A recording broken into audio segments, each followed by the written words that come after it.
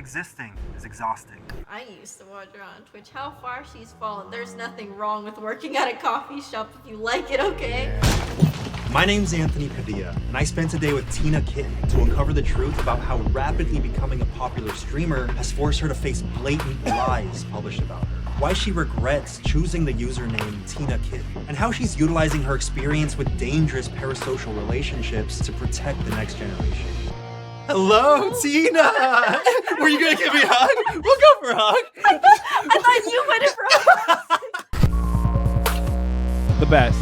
When I love Googled Tina. your name, so many news articles came up that were just full of rumors. rumors. That you're dating Corpse. Oh.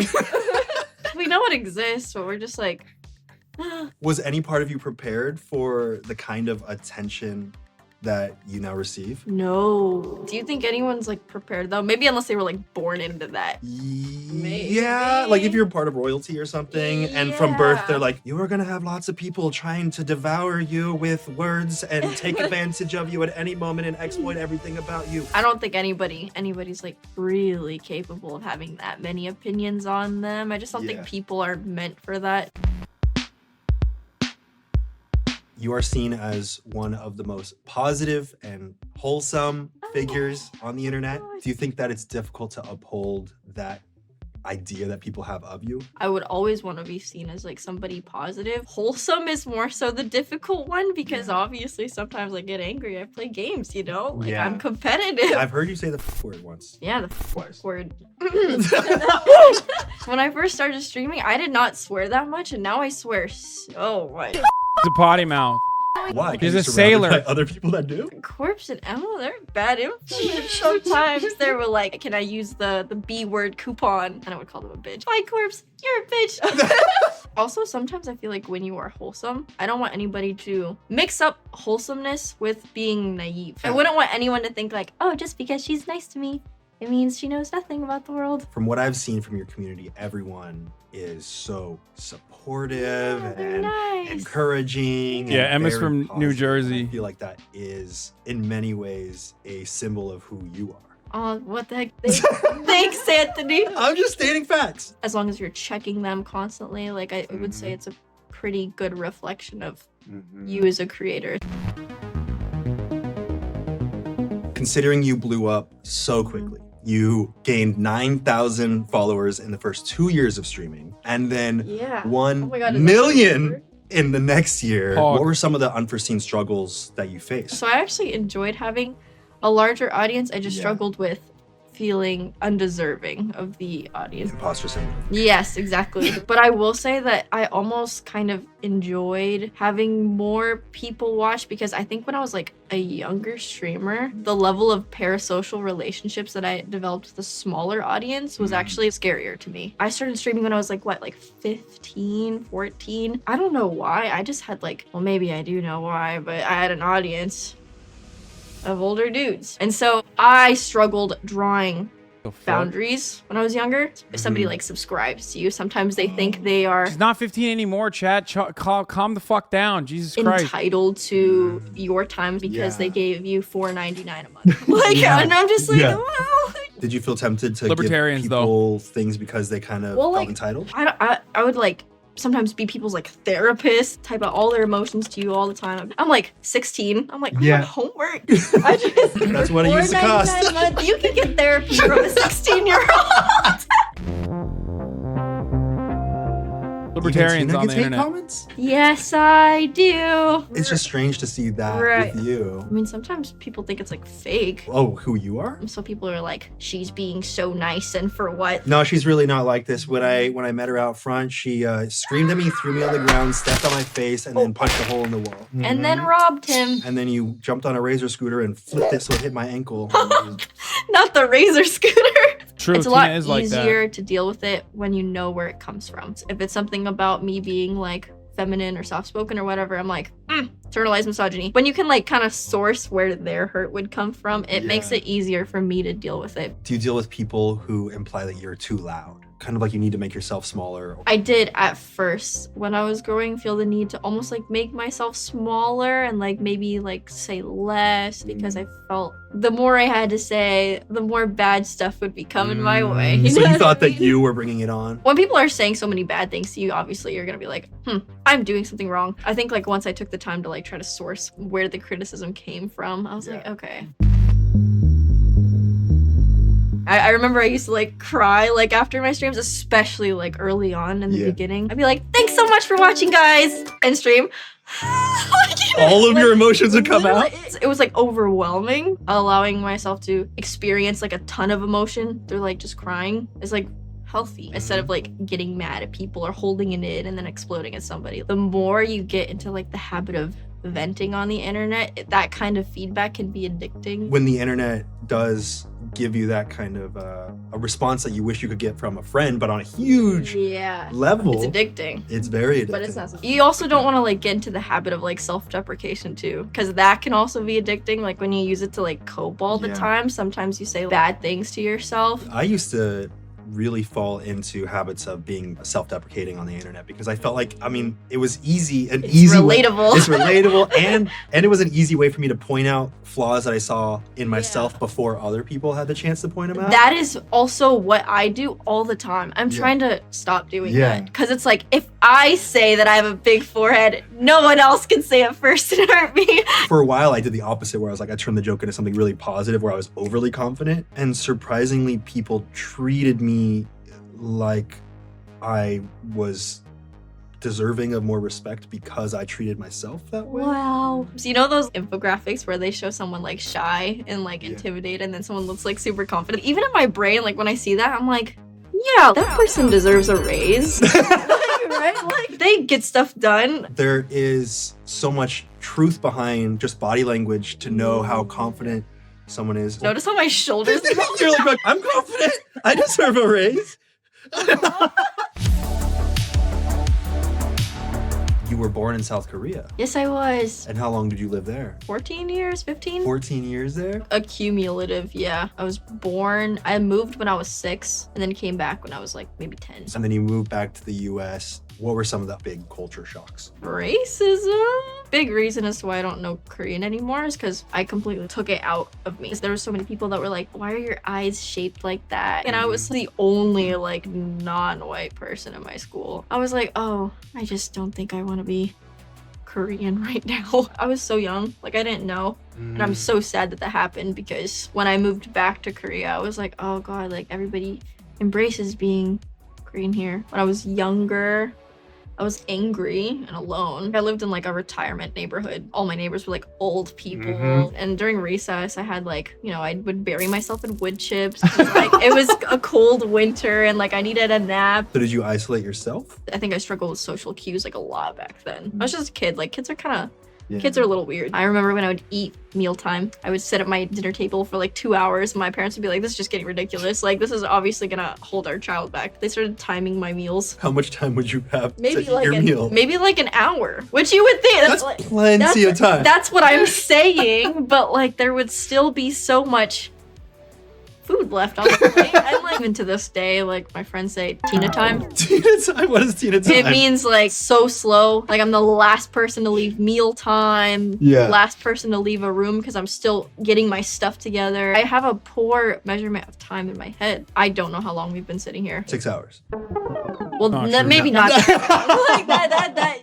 You have a little measure of time. A little measurement, but like I genuinely can't say if it's been like, has it been 1 hour? Actually, almost exactly. It's been exactly 1 hour. Yeah. Right? That's amazing. Okay, maybe I do. Tina understood the concept of time. It wasn't a bad childhood. Like I did like hang out by myself. Like I would throw my flip-flop into a ditch and like chase after it and wade through the water. What kind of ditch? Was it sewage? Oh my God, no, I would hope not. Okay, then it sounds fun, yeah. It was a good time. Oh, that explains like all the diseases I have. But then when I came inside, I played games a lot. I would always get hand-me-downs from my dad. I would always just daydream about like medieval stuff though, you know, like dragons and magic. Probably be because of the games that I would play. I never thought I would, you know, stream it one day. Isn't that interesting that the thing in your life that was bringing you joy, that kind of was the disconnect from the rest of your life, disconnect from reality, became the thing that now is your reality. Crazy when your parents are like, oh, like, you'll never get a job playing games. And then you do.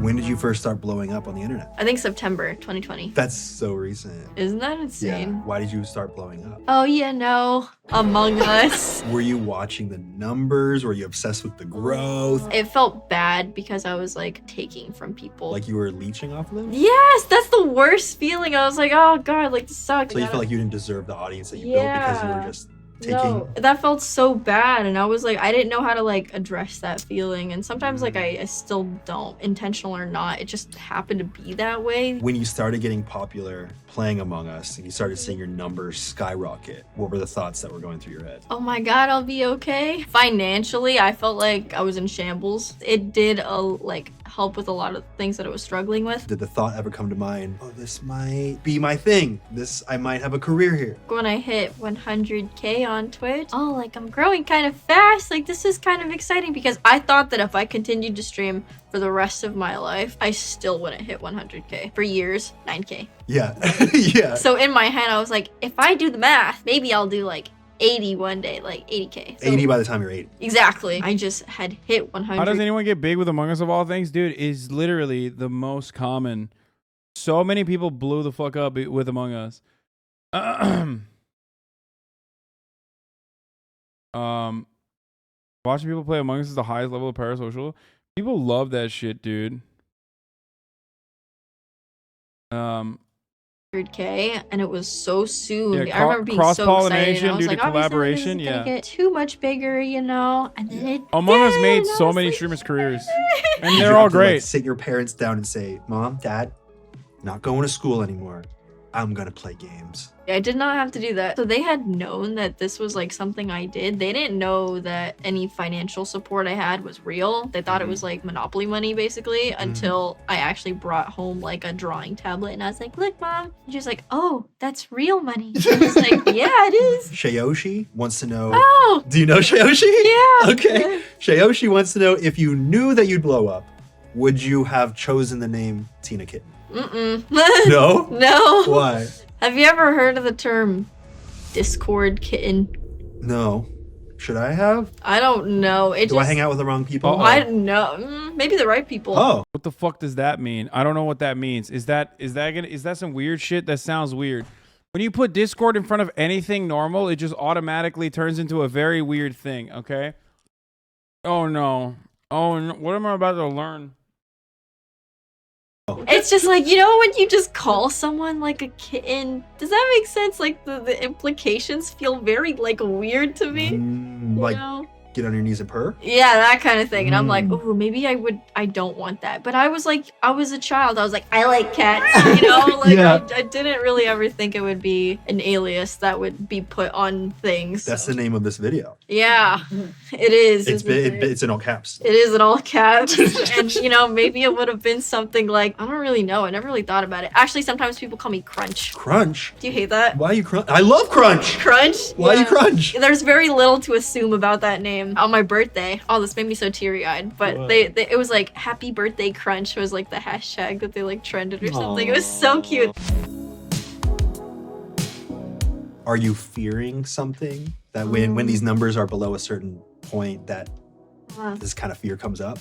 Oh God. Like, what would you say is your worst fear about what would happen to your career if the numbers drop too far? And by the way, I've also had Corpse and a ton of Tina's other friends on here, not to mention the upcoming episodes with Niachu and Valkyrie, and a ton of others, which you could find here or on the completely uncensored podcast version of the show, which you could find down in the description below.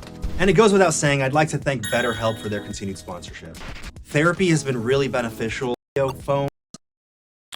Skipping it.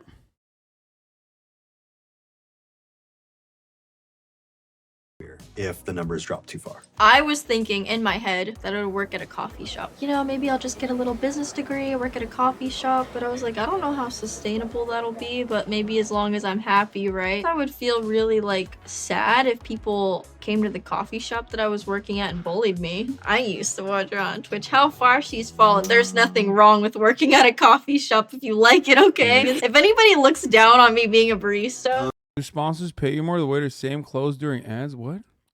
After being a Twitch streamer, Yeah. I'll get upset. So your worst fear is that you're going to do a job that you like? Well, that people would bully me. But like, I don't think I'm even at that stage where Right. people would even come in by the masses. Also the type of audience that you foster. They're nice. They would love you. They would come in and be like, holy shit, Tina works here. I wish. That'd be so cute. You feel a little bit of fear about what might happen if these numbers are too low. This is stressful. It's because I'm not done yet. I'm having so much fun.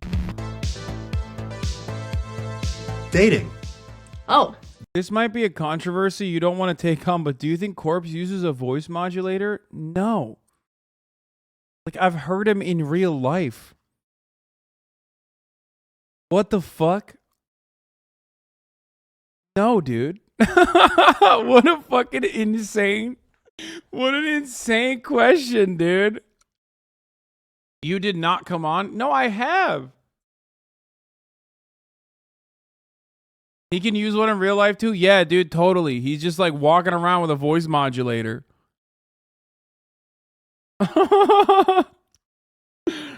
Oh, that's funny. You keep your private life very private. How do you choose what to bring people in on? like I would always just assume it's How much are you nobody's paying you to say business, this? you know? Wait, are people actually, do people literally believe that?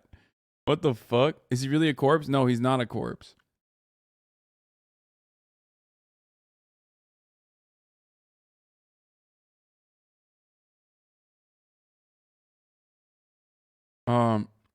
That comment is the last stage of being parasocial. Get help, bro. What the fuck? I could only imagine. Like, people already take friendships to such an extreme. I've been in a few public relationships online. It even got to a point where it was like daily vlog, everything that we do on camera, God, we're putting it out every single day. Unsolicited opinions would just seep think into my no. head. It It's really so altered the way that bad. I perceive everything in the relationship. I just don't think like your relationships with people are meant to be analyzed like that anyways. And so it's just kind of like some things are meant to be private, I think. It's tempting to let people in though, because people like that connection. There's this almost like, I feel like the need to be fully transparent, open, but you know, there's gotta be like a divide, right? A lot of people have work-life balance, and I feel like just because I'm a content creator doesn't mean I should deny myself that same balance. This is still, at the end of the day, it's work. It is work. What's next for Tina Kitten? Once, you know, I would say like the world opens back up, I want to do like IRL streams. A couple years prior, I did like backpacking, and I love traveling like a lot. I like experiencing the world with people. I think it's so fun. I would be terrified of IRL streaming because people know where you are in the stream at all times. Are you gonna hire a bodyguard? Yeah. Yes, I will. Multiple. Yes. Don't mess with me. They'll get you. You were recently announced as a creator with 100 Thieves, the esports organization. Yeah. What was that like for you? Was that a huge moment? It felt like the next step. I had always felt like, for one, I would never like, I guess, be a part of an org. Like, I felt like I didn't like fit the image, but it was cool because I felt like, I don't know, they like recognized me as like a creator. Isn't it interesting that you didn't ask for anyone to recognize you that way? In fact, you kind of pushed away the idea of someone thinking too highly of you, but yet you have 100 Oh my Thieves coming God. to you. You were just brought on to the Dream SMP. Yeah, You're it was part so of these nice. big groups, Yeah, and I think that very kind of in and grateful. of itself shows that you are deserving. What the heck? That's so nice. It's so nice. I don't know. Like, I'll. Is it chalked up? Yeah, choked up. Choked up? It's not chalk. I think it's choked up. What's the chalked one then? You chalk it up to something. That is what I'm talking about. I'm all chalked up.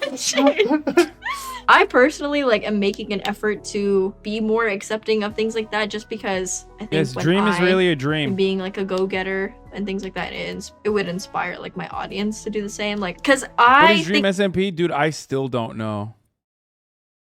I still don't know what it means. Like, I literally do not know. I think it's like a bunch of Minecraft players that got together and play Minecraft together. And then they do like Minecraft tournaments or something. And I literally have no idea what they do in those Minecraft tournaments. Like, I just don't know what is going on in the tournament. I thought Minecraft was like a single player game for the longest time. And then I found out it's not a single player game, but I still just don't know. I don't know. I think it is such a bad habit to like tear down on myself and not go for things and stuff because I'm like, they're watching, you know, and if they see that I like reject opportunities because I don't feel like I'm good enough, or I explain that I don't feel like I'm good enough, I don't want them to then also put themselves down in that way. Do you feel like, in a sense, having this audience that you care about and treating yourself the way that you want them to treat themselves has been beneficial for you? Yes, it makes me like want to be a better me all the time, which I'm very grateful for because I'm like, ooh, I wonder if I was by myself if this would be the same case. But it's because I know that there are people watching. Like, I want to be a better me so other people are inspired to be a better them. What is it about doing what you do that brings you the most joy? Seeing like a lot more girls in this space and like being able to teach them how to draw boundaries and being like that kind of person that can, like, you know, provide that kind of comfort to people. That makes me super happy because it's something that I wish I had growing up a little bit. It's really fun to see the space changing. I spent a day with TINA KITTEN, one of the most magnetically kind-hearted people I've ever met. And one thing that really sits with me is how so many of us have the idea that using self-deprecation is a medicine that allows us to acknowledge and even circumvent negativity about us before it ever reaches us. But it may actually be the very thing that invites negativity and poison into our lives in the first place.